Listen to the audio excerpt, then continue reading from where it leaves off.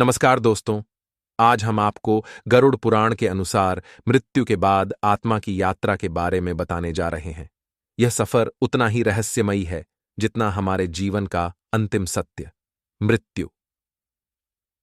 गरुड़ पुराण के अनुसार जब किसी प्राणी की मृत्यु होती है तो उसकी आत्मा शरीर छोड़कर यात्रा पर निकलती है। यह यात्रा यमराज के लोक यमपुरी तक पहुंचने की होती है। आत्मा का यह सफर यमदूतों द्वारा प्रारंभ होता है।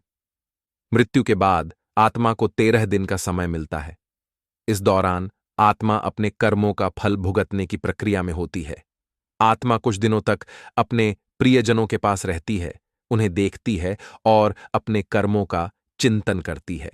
लेकिन यमदूत जल्द ही उसे यमलोक की यात्रा पर ले जाने के लिए तैयार रहते हैं। यमलोक में यमराज का दरबार लगता है।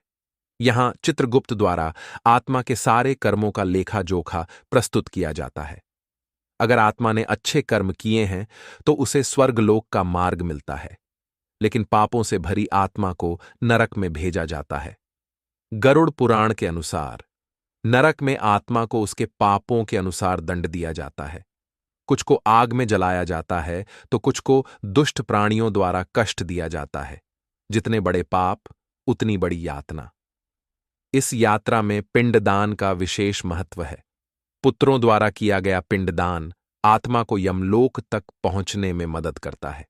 बिना इस श्राद्ध के आत्मा को मार्ग में कई कठिनाइयों का सामना करना पड़ता है। आत्मा प्रेतलोक और पितृलोक से गुजरती है।